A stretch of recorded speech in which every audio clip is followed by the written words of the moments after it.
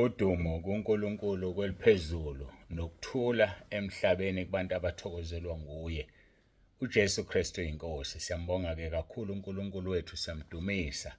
Akekho njengaye futhi akekho ofana naye. uNkulunkulu ezulwini noNkulunkulu emhlabeni. Simbonge kakhulu ngasenzele khona ngempelasonto. Simbonge ubaba uDlakude, ngikhulumile naye. Usengcono kakhulu, sithintana nge-VN uyezwakala ukuthi usengcono kakhulu ubaba uDlakude. Kanti nomama uZondi, umfundisi uZondi waseGreytown, simthumelele i-voice note yakhe. Siyaxhumana naye, ngike ngathinta nobaba emva komzukuzuku ngizama ukumthola ubaba. Hhayi no, konke sekucishe kube ngcono. Thina siqhubeke nje nokukhuleka umama uZondi aze aphume esibhedlela ngoba akakaphumi. Kodwa-ke siyamkholwa uNkulunkulu ngoba sikhonza uNkulunkulu ongehluleki, uNkulunkulu onamandla emasweni, uNkulunkulu ohlakaniphile, uNkulunkulu oyikho konke. Uthi ngokweHubo 107 verse 20 uthumela izwi lakhe libaphilise, libakhulule emathuneni. Ngaphela ukugula kuyithuna, ukugula kuwukufa. uNkulunkulu ekukhulule phezu komlomo wokufa, uNkulunkulu wethu mkhulu, uyababazeka ngendlela emangalisayo. Hayi-ke sizoqhubeka nenkonzo yethu. Intshumayelo yasentabeni bengishilo izolo ngathi ngicabanga ukuthi siyaqeda no-verse 9. Cha, asikakaqedi no-verse 9. Hhayi, kuthiwa kakapheli ngo-verse 9, Matthew chapter 5. Ngiyacela ukuguqa ngikhuleke, sisondele kuNkulunkulu wethu, simcele abe kanye nathi ngomoya wakhe oyingcwele. uJesu Kristu inkosi. Baba ongcwele, uNkulunkulu nomusa, siyazithoba phambi kobuso bakho, sibonga uthando sithande ngalo. Siyabonga Nkosi ukwamukelwa kuwena, Nkosi wasenza safanela izulu lingasifanele ngenxa yendodana yakho uJesu Kristu, wasithenga ngegazi elinenani elikhulu. Siyakubonga uNkulunkulu nomusa, siyabonga Moya Ongcwele, siyabonga kakhulu Nkosi Jesu. Hlala nathi, ungasishiyi, ube nathi ngaso sonke isikhathi, usibiyele, usigcine, uze usivuse ngomhla wokuphela, ungalahlekelwa nawe yedwa ekhaya lezwi. Ngiyacela uNkulunkulu wami, ngiyanxusa, ngiyabonga ngoba uNkulunkulu ongithembisile ukuthi uma ngiza kuwe ngikhuleka ngikhala uzokuzwa engikukhulumayo. Busisa-ke le nkonzo, uJesu Kristu uyinkosi. Amen. Siyambonga uNkulunkulu wethu kakhulu bangcwele, siyamdumisa. Umuntu uvukile-ke namhlanje, sibuya le eBhamshela ngoba bekufanele siyokwenza ama-final arrangements. Nanti usuku selufikile, umgqibelo masihlanganeni khona. Siyacela kakhulu abantu mabasho babike ukuthi bayeza noma bezi ukuze sikwazi ukuhlela. Ziningi izinto ezihlelwayo, ziningi indlela emangalisayo. Sifuna ukwazi phela ukuthi yini efanele siyenze ngoba abantu bangaka, nenkomo sithenge ezimbili noma ezintathu noma eziwu-10 noma eyodwa. Inini enizokwenza sikwazi lokho ngokuthi nisho ukuthi niyeza. Ngifakile-ke inamba kamama umfundisi uSithole uMamhlongo, mtshele ukuthi uyeza, ubhale phansi, ungenzi i-voice note kodwa ubhale phansi. Siyambonga uNkulunkulu wethu kakhulu, nokunye-ke kuningi esikuxoxile. Siyamthemba uNkulunkulu uzokwenza konke kuhambe ngendlela. Asiqhubeke-ke nezwi lethu, Matthew chapter 5 verse 9. Uma wenza lawo ma-chapter amathathu, u-5, 6, 7, ngiyakuqinisekisa mina yongena ugijima ezulwini. Methemba uNkulunkulu, uphelele, uyikho konke. Ake sithembise into bese ngayenzi. Verse 9. Babusisiwe abalamulayo ngokuba bayakuthiwa abantwana bakaNkulunkulu. Babusisiwe abalamulayo ngokuba bayakuthiwa ngabantwana bakaNkulunkulu. Ngempela uyadinga ukuba umuntu okhonza ukulamula. Sake sabuza ukuthi kuyini ukulamula. Sathi ukuyekisa abalwayo ukulwa. Number 2, ukwenza abalwayo bathelelana amanzi, baxolelane. Number 3, ukwenza abalwayo baxolelane, bathelelana amanzi. Number 4, baxolelane bathethelelane. Number 3 loyo. Ukwenza abalwayo baxolelane bathethelelane. Number 4, kakhulu ukwenza kube nokuthula phakathi kwabantu abebexabene. usuke inkonzo iqale waze wayiqeda uma abantu sebenokuthula, abantu sebezwana kade bexabene, kusho ukuthi uyenzile inkonzo. Ngakho-ke kubiza ukuthi-ke masihlalisaneni ngokuthula, hhayi asihlalisaneni ngokuthula. Umuntu okufanele abe umhleli walokhu kuthula uwena, ngoba uwena obizwa ngomntana kaNkulunkulu. Uhlalisene nokuthula nezingane zakho. Qale lapho nje. Emzini wakho kukhona ukuthula phakathi kwakho nonkosikazi wakho. Kukhona ukuthula phakathi kwakho nobaba wekhaya. Kukhona ukuthula phakathi kwakho nabazali bakho. Kukhona ukuthula phakathi kwakho nezingane zakho. Phela kufanele sihlalisane ngokuthula. Ngoba uma singahlalisene ngokuthula, kuba inkinga ongazange uze uyibone. uNkulunkulu wethu akafuni sihlalisane ngolaka, ngokuxabana, kodwa masihlalisaneni ngokuthula. Khona ivesi engifuna ukulicaphuna. uJesu la esho khona ethi akazile ukuletha ukuthula yena phakathi komndeni. uMathewu chapter 10 verse 34, nginingasho ukuthi ngize ukuletha ukuthula emhlabeni. Angizange ukuletha ukuthula, kepha inkemba. Kuqhamuka kanjani lokho manje athi akazange ukuletha ukuthula uletha inkemba? Ngoba mayethi uletha inkemba uletha izwi liyaxabanisa. Ngoba lo ophethe izwi uphethe inkemba. Lo ongaliphethe izwi ongakholwa iyamshaya iyamudla. Kungenzeke lutho nje, izwi liyashisa. Wena uvela ukhuluma izwi umuntu akwehle ngenhlamba. Ukhuluma izwi umuntu akuthukuthelele, ngoba uJesu uthi angalethile ukuthula. Kodwa lese lithi hlalisanani ngokuthula. Kusho ukuthi wena phezu kwakho leyo nzondo ozondwa ngayo yakho ubumusa, yakho ubudlelwano, yakho ukuthula. Ngoba lithi izwi lenkosi uma kungenzeka ngokwenu hlalisanani ngokuthula. Uthi-ke ningasho ukuthi ngize ukuletha ukuthula emhlabeni. Angizange ukuletha ukuthula, kepha inkemba. Usho izwi, inkemba eyizwi. Akalethile ibhambu ukuthi kudutshulwane. Akalethile ophoyizeni kufakwa nophoyizeni. Cha, ulethe izwi. Izwi-ke liyinkemba esikanhlangothi zombili. Izwi-ke libukhali. Iyona nto ayilethile phakathi kwethu. Yingakho esibusisile entabeni yendlu kaJehova nasekhaya lezwi sishumayela inkemba, sishumayela izwi, bese liyazidlela la lizidlela khona. Angikhulumi ukucabanga kwami, angikhulumi ukuthanda kwami, ngikhuluma izwi engilinike ulizwi. Ilona-ke sisebenza ngalo. Iyona nkemba esilethile le. So abesethi-ke uJeremiah 48 verse 10, ogodla inkemba yakhe egazini uqala ekusile. So uma usuyinikiwe inkemba, uma usuyigodla, isebenzise. Unganaki ukuthi ingane yakho le, baba wekhaya lo, nkosikazi wakho lo, umzali wakho lo, isebenzisa inkemba eyizwi. Ngoba ulandela isiqalekiso uma ungasayisebenzisi. Verse 35, yebo ngize ukuphambanisa umuntu noyise, nendodakazi nonina, nomalukazana noninazana, nezitha zomuntu kuyakuba ngabendlu yakhe. Izitha nje zomuntu, kwaphela asikholwa sonke ekhaya. So uzogcina eyisitha lo.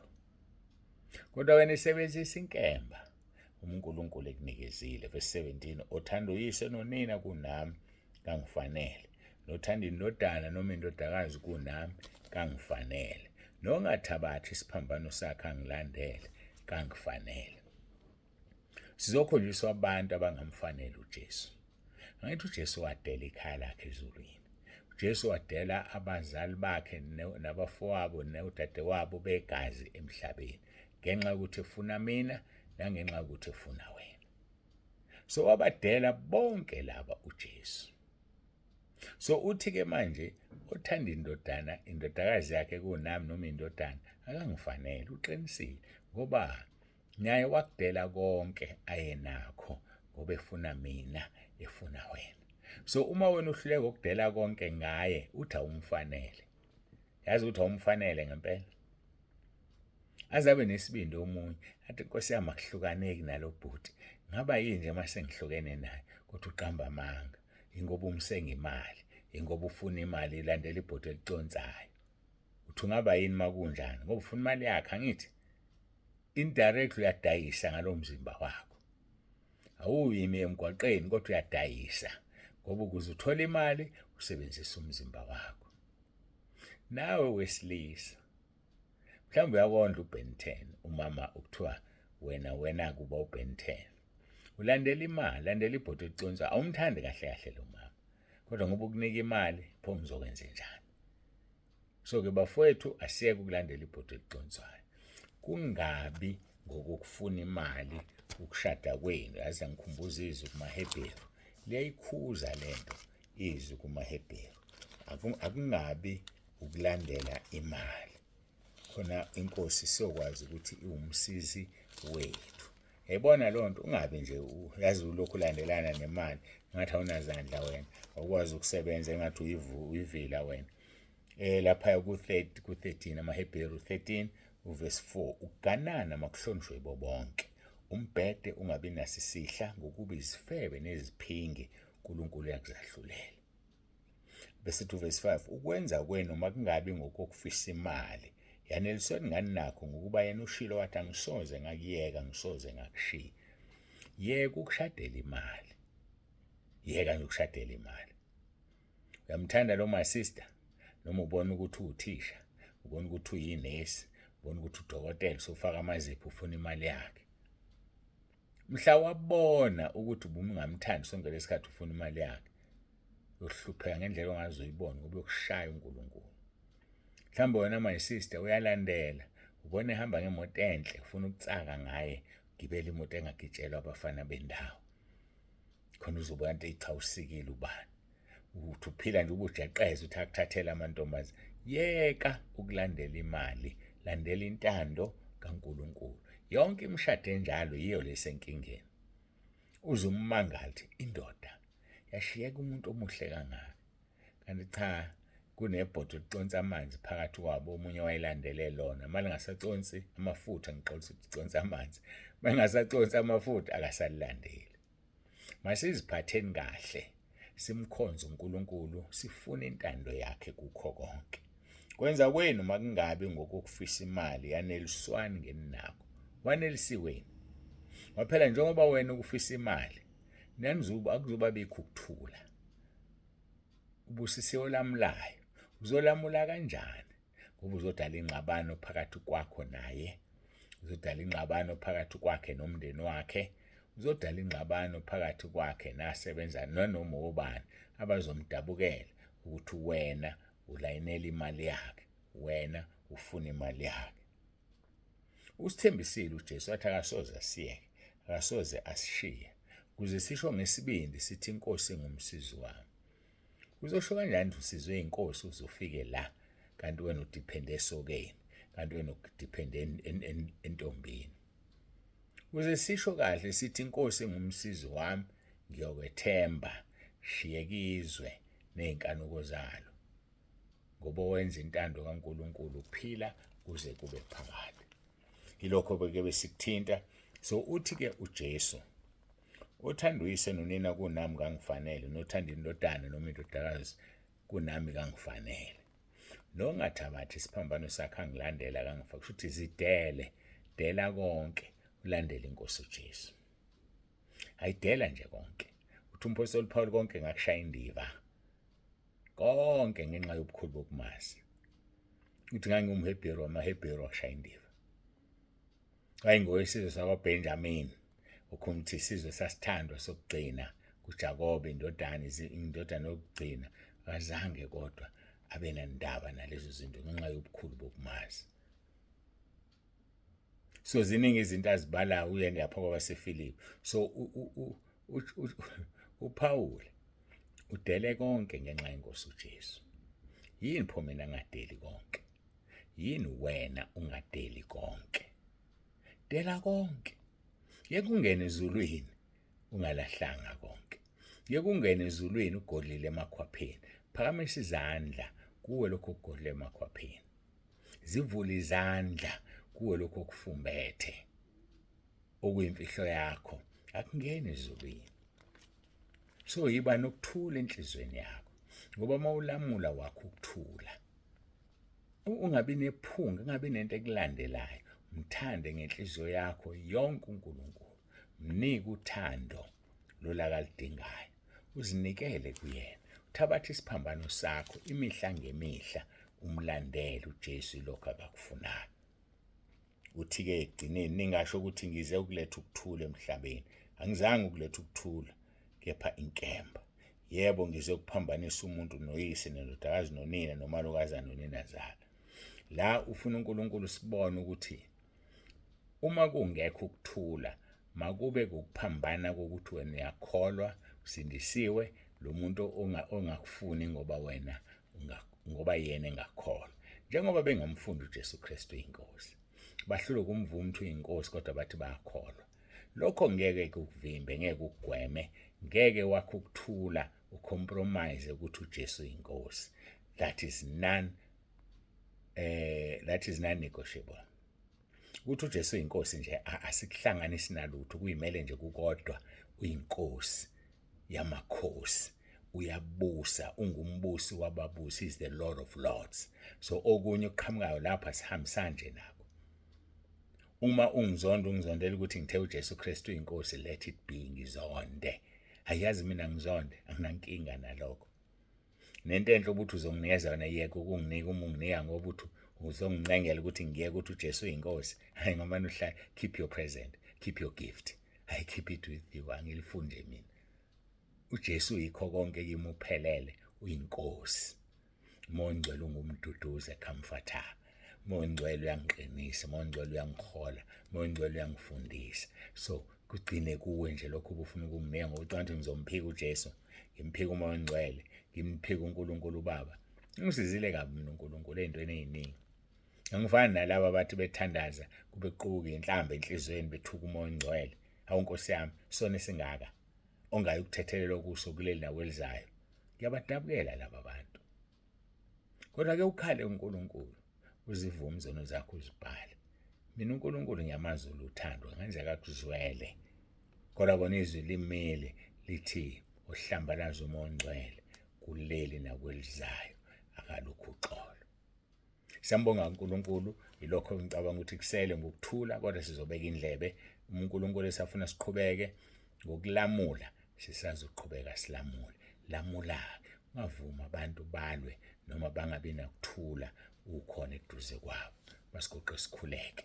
uJesu Kristu inkosi. uJesu Kristu inkosi. uJesu Kristu uyinkosi. Siyambonga kakhulu. Ngixoliseke kunabantu abangayi inkonzo yangesonto engavuleki kubona. Kwenzeka iphutha lokuthi ngiphazamiseke, ngimise konke bese ngizama ukulungisa ikhala lami, amafinyila ayesefuna ukwehla juze, ngangingekho right.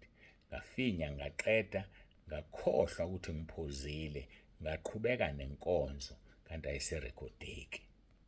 Ngiyaxolisa kakhulu, kodwa ngisazozama imizamo uma ngithola ithuba ngirekhode inkonzo from ku-YouTube, ngifake i-voice ngoba le angenzela yona ubaba uJali iyavuleka kwabanye ayivuleki. Sizama ukwenza leyo nto, ngibekezeleleni. Ifuna ngithola ithuba elingange-hour no-half kuya phezulu ukuze ikwazi ukungena yonke, kuthi cwaka kungangeni umuntu la endlini. So njengoba ngisenama-appointments nabantu nje, angikwazi ukukwenza manje. Kufuna mase ngikwenza, ngiphume la endlini, ngigade ukuthi akungeni umuntu, bese niyithola-ke inkonzo. uNkulunkulu asisize, nithetheleleni, ningixolele bakithi. uJesu Kristu inkosi. Nibe nentambama enhle, masithandaze. Siyakubonga uNkulunkulu wethu onomusa, udumo lonke lukufanele lungolwakho. Siyabonga ngabantwana bakho ngokubekezela kwabo. Siyabonga ngakho konke. Ibanabo-ke Nkosi besebelizwile izwi balenze, bazilungiselele ukubuya kwakho. Ilokho Nkosi esikufunayo, sijaha ukuthi ubuye, sisizeke sizilungiselele, sisuse konke ukungcola namabibi namanyala, sizingcwelise phambi kobuso bakho. uJesu Kristu inkosi. Amen.